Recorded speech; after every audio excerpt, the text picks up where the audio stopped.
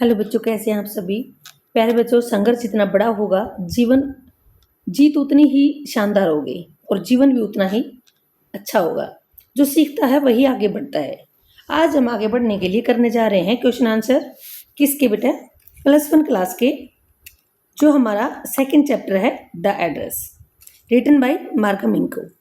Dear students, we will do only 3 question answers. 3 question answers के अंदर ही आपके पूरे चैप्टर का कंसेप्ट क्लियर हो जाएगा। ज़्यादा क्वेश्चंस करने की जरूरत नहीं है, क्योंकि क्वेश्चंस वही स्टोरी बेस होते हैं और स्टोरी का जब आपको पूरा कंसेप्ट आ जाता है तो आप आंसर इजी से अटेम्प्ट कर सकते हैं इजीली। क्योंकि सीबीएसई बोर्ड की एक खास बात यही है कि वो चैप्टर बेस्ड क्वेश्चंस देते हैं। तो चलिए चलते हैं, ज़्यादा टाइम ना लेते हुए मैं चाहती हूँ कि आप जोश के साथ और कंसंट्रेशन के साथ अपना कीमती समय मुझे दीजिए ताकि आपका पूरा कंसेप्ट क्लियर हो जाए। Let's start our first question. Have you ever come back? Said the women. औरत ने कहा, तुम वापस आ गए? I thought that no one had come back. मैंने तो सोचा था कोई भी नहीं आएगा। Does this statement give some clue about this the story? क्या ये जो स्टेटमेंट है ऊपर जो औरत ने बोली है ये कुछ हमें संकेत देती है? क्लू क्या होता है बेटा? संकेत देना। कोई ऐसा संकेत देती है जिससे पता चले कि कुछ कहानी के बारे में पता चले? तो देखते हैं क्या संकेत दे रही है। मार्गा मिंको is the narrator of this story the address. मार्गा मिंको नरेटर है। नरेटर मीन्स जो बताने जा रही है कहानी के बारे में। The narrator is a young girl who tells about her families condition during the world war. Narrator एक जवान लड़के है जो अपने परिवार की स्थिति के बारे में बताती है जो वर्ल्ड वार शुरू हुआ था उस दौरान कि कैसे हालात थे। हर family had to move out of their country. उसके परिवार को कहाँ जाना पड़ा बेटा? उसके देश को छोड़कर कहीं और जाना पड़ा। After the war the narrator came at the house of her mother's old acquaintance. युद्ध खत्म होने के बाद जब वो नरेटर वापस आती है अपनी माँ की पहचान वाली लेडी के पास, उसके घर, होम सी गेव ऑल हर बिलोंगिंग, जिसको उसकी मदर ने सारा सामान, बिलोंगिंग्स क्या होता है? जितना भी सामान था उनके पास, वो जो कीमती सामान था वो दे दिया था वो लेने के लिए। द वुमेन वो शॉक्ड। वुमेन बिल्कुल झटका लगा उसको। As she thought that the narrator and her family had died. क्योंकि उसने तो ये सोचा था कि नरेटर जो है और उसकी जो परिवार है वो सभी परिवार के मेंबर्स मर चुके हैं और वुड नेवर रिटर्न, या फिर कभी वापस ही नहीं आएंगे। अगर चले गए हैं, वहां जा चुके हैं और जाने के बाद, दूसरे देश जाने के बाद कोई वापस नहीं आता, तो इसलिए उसने सोचा कि कोई नहीं आएगा। इसी वजह से उसको शौक लगा था बेटा, झटका लगा था, और उसने कहा था हैव यू कम बैक? क्या तुम वापस आ गए? This shows that many people were force to leave their Holmes.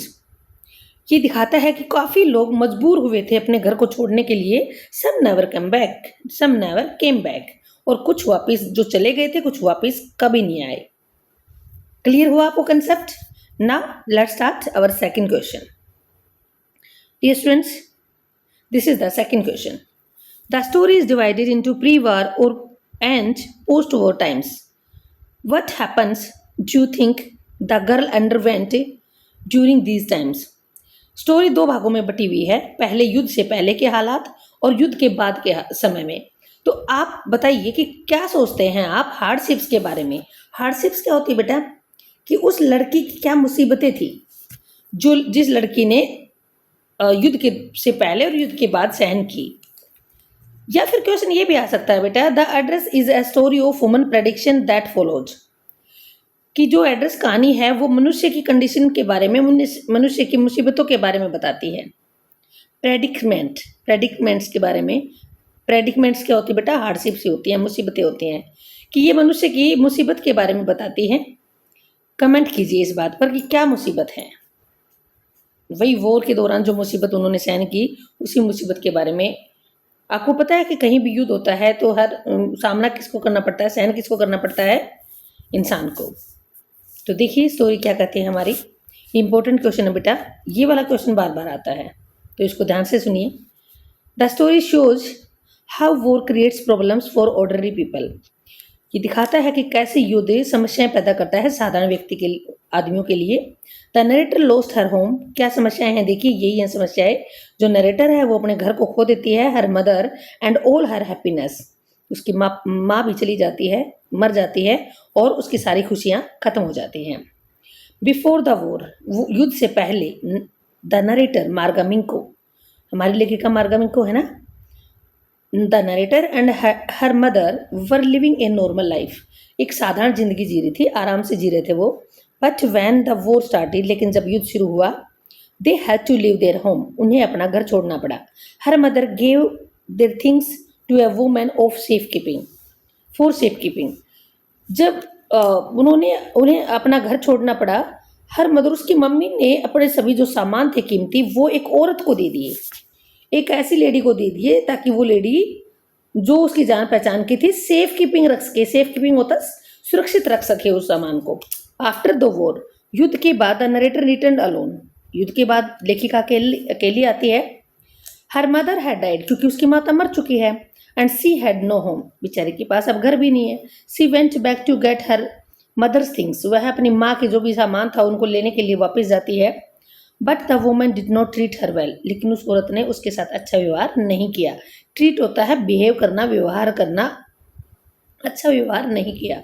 C felt hurt, उसे बड़ा दुख हुआ, हर्ट होता दुख होना, उसे बड़ा दुख महसूस हुआ। When she saw the possessions of her mother in Dorling's house, जब डॉर्लिंग के घर में अपनी माँ के सामान को उसने देखा बुरी हालत में तो उसको बड़ा दुख हुआ। It made her feel like an outer side, उसे ऐसा लगा कि मैं तो एक बाहर वाली हूँ, अब मैं इस सामान के साथ कुछ नहीं कर सकती क्योंकि ये इनके घर में है, इसलिए उसको अच्छा नहीं महसूस हुआ।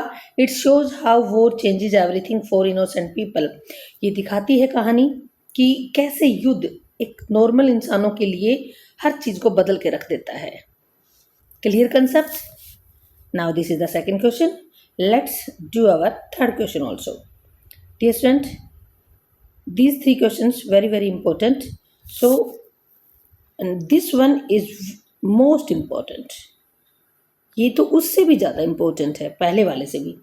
ये आपके ये जो क्वेश्चन है ये आपका बार बार यूटी में भी पूछा जाता है, मंथली टेस्ट जो आते हैं, तो इसको ध्यान से सुनिए। Why did the narrator of the story want to forget the address, जो लेखिका है वो एड्रेस को क्यों भूल जाना चाहती है? उसकी मम्मी ने बताया था ना कि इस एड्रेस पर जाना और जो सारा सामान है वो ले लेना, अगर कभी बाई चांस मैं ना रहूं, मर जाऊं, तो ऐसा उन्होंने एड्रेस उसको बता दिया था। तो वो एड्रेस क्यों भूल जाना चाहती है? कोई तो कारण है ना, देखिए क्या कारण है, लेखिका को अच्छा क्यों नहीं लगा और क्यों वो एड्रेस को भूल जाना चाहती है। The address Markovnikov street number 46, address क्या है बेटा? मार्कोनी स्ट्रीट, मार्कोनी गली में नंबर 46 है। Reminded the narrator of her painful past, उसको पुरानी जो दुख भरी बातें थी वो याद आ गई उसे। इट मेड हर रिमेंबर, कौन कौन सी दुख भरी बातें थी बेटा? Made her remember the war का टाइम, जो उनका दुख कष्ट भरा टाइम था वो याद आया। हर डैड मदर, उसकी जो मदर डैड हो चुकी थी वो उसकी याद आई। And the things they had lost, और जो सामान, जो घर उनका, जो मकान इतना अच्छा था और जो कीमती सामान था सब कुछ उन्होंने गवा दिया था, वो भी उसे बहुत ज़्यादा याद आया। When she saw her mother's things in Dorling's house, और जब वो डॉर्लिंग के घर में आती है और उसकी मम्मी की सारी चीज़ें देखती है, सामान देखती है, तो उसे और भी ज़्यादा दुख होता है। Her old and painful memories come back, उसकी पुरानी यादें और दुख भरी यादें वापस आ गई। She understood that her past was gone, वह समझ गई थी कि उसका जो पास्ट था, अच्छा जो समय था वो सब जा चुका है। Those objects had no value without her mother, और उसकी मम्मी भी नहीं रही अब, और मम्मी के बिना इन जो ये सामान है अगर इसे ले भी जाऊंगी तो इसकी कोई वैल्यू नहीं है मेरी लाइफ में।